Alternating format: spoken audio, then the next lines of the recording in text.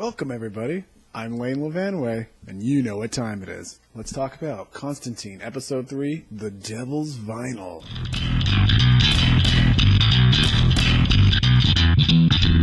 Alright guys, it's time for my top 5 moments of Constantine, Episode 3, The Devil's Vinyl. Okay, so this top 5 is in no particular order. Most of it is just chronologically as I watch the episodes. Now, if you haven't watched my videos before, I'm going to do one of these videos every week for each episode, new episode of Constantine. And we'll go over a top 5. Now, this episode had to do with a vinyl record, and it was the voice of the devil, the first fallen, and people listen to it and go crazy out of their minds, and stuff happens, and Constantine's naked and blooded, and there's people in car and stuff sticking. It's crazy.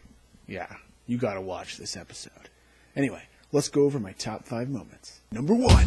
Okay, so right in the beginning of this episode, it starts out great. Now, I commented, one of my top 5 from last week was also a scene right from the opening. So in this one, you've got a guy who is not supposed to listen to this record. He's been warned, don't listen to the record. I won't do it. I'm not going to do it. But what's he do? Like any idiot, picks up the headphones, puts them on, and listens to the record. And he starts hearing voices, and he's freaking out. He's like, no, make it stop, get it out of my head. And he runs up, and he grabs a screwdriver. He's like,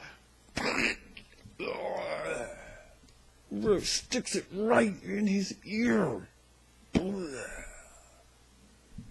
I thought that was pretty cool. It was one of my favorite moments. Great way to start an episode. You just enjoy it right off. Number 2! Okay, so there's a scene where Constantine needs his friend, the guy who stuck the screwdriver in his ear. That's Constantine's friend, and he needs to get information from him. Like, what happened? What happened to you? Why did you do this? So he's got a way to bring him back from the dead. Temporarily, it's a hand of glory. Oh, all you need is the left hand of a man who's been hung, pickled in antiseptics for 7 years and pickled, and then it's candles, and you light the hand, and when the candles and the dead come back to life, and when the candles go out, then life ends. So he's going to perform this in the morgue and he does it, and nothing happens, and he's like, come on, and then blah, everybody in the morgue pops up, blah, like it's like I was sort of expecting to get sort of a little bit of a jump scare getting ready, but then when like everybody is like freaking out, that was good. That was like, that was way better than I thought. I thought, I've heard of the Hand of Glory before, and I'm like, that's cool, they're using this Hand of Glory idea. I've heard of it before in sort of like the mythology and scary stuff like that. And I just thought that was a great moment, a great scene, just a quick, that's good. Yeah, you like those moments to happen, especially since there's that dark, supernatural, horror-ish type element to the show, even though it's not really a horror show. Number 3. Okay, so in this episode, we're introduced to a new character played by Michael James Shaw, Papa Midnight.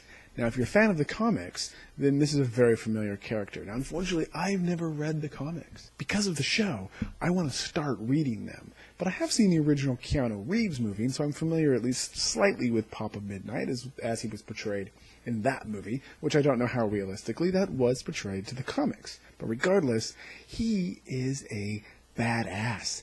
He's definitely not like a good guy, and they don't seem exactly to be friends. I don't know if he's a total bad guy either. They seem like there's an interesting history between them that hopefully gets fleshed out in more episodes.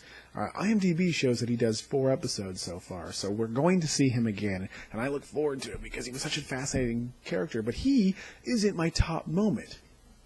One scene with him is definitely my top moment, and that's where he comes in because Constantine has been exposed to the sounds of the record, and he's like, no, and all these people are freaking out, and then the door comes down. Here comes Papa Midnight with a shotgun. Boom! Blows out a speaker. Boom! Blows out another speaker. And then you find out that the shotgun is some like holy relicly magical shotgun that was blessed, or maybe I think it was a shotgun. I guess it could have been a rifle now that I think about it, but I can't remember. But it was like blessed creation back from a long time ago in the Old West or something like that. And this is just one of his many artifacts, as he's now going after this record to add to his collection. And I was just like, yeah, look at him go. He inadvertently is saving Constantine, but what he really wants is this record. But still, he just comes in, boom, boom, kicking butt, people. Whoa, yeah. I really liked it. Number 4. Okay, so we've got Constantine's sidekick named Chaz. Now, in the first episode, there was a scene where you thought he died, and then later he comes back, and the only explanation was like that he's hard to kill, or that he has his own gifts or something like that. So I don't know the character from the comics. Again, I haven't read them yet.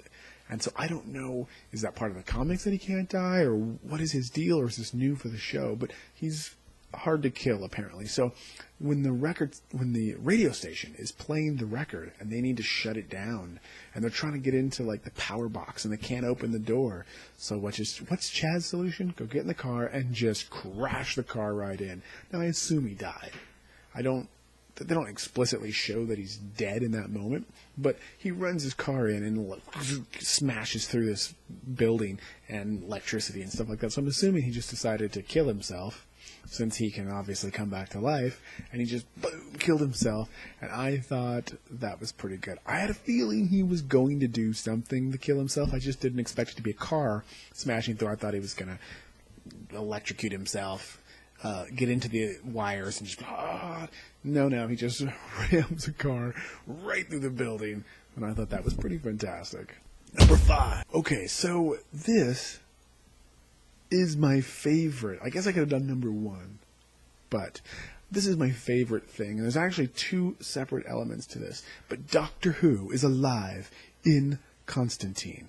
That's right. You heard it here. You heard it here. Doctor Who is alive in Constantine. They're part of the same universe. How do I know? Constantine somehow may even be related to Time Lords, but I'm not entirely sure. He probably just collected some of their goods. So 2 incidences in this episode. When they go, or Zed shows up to the house that it was in the first episode, where Constantine has taken over. It was like an old buddy's who's dead now. It was his house, and he stored a lot of magical items there to keep them safe. And Zed shows up, and she says, oh, it didn't look this big on the outside. And Chaz is like, oh, you have no idea. I'm measuring the rooms, and the measurements keep changing. And then he opens a door to like this endless hallway, and it looked like there were doors. And then Constantine's like, whoa, mate, even I'm not ready to handle that one. So this house is bigger on the inside. Time Lord technology right there. That's all I'm saying. And the second thing was he goes to the morgue and he needs to get in. And of course, who are you? John Constantine. You can't just some stranger come in here. And he takes a playing card, I don't remember what it was, like an 8 of diamonds or 9 of diamonds, and he flips it over, and all of a sudden it's a badge that he's like part of the health department.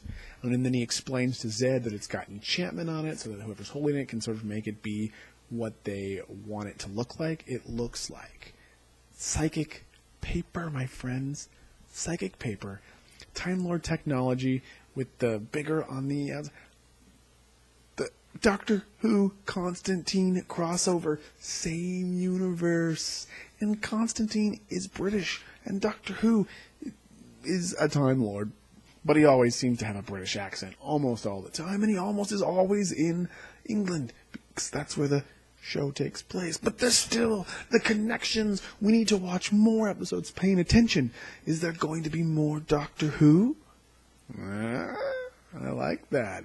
So what do you think of my top 5? Go ahead and leave a comment below and tell me what you think. And I really am curious your ideas and thoughts about the Doctor Who crossover universe, tangible, timey, wimey stuff.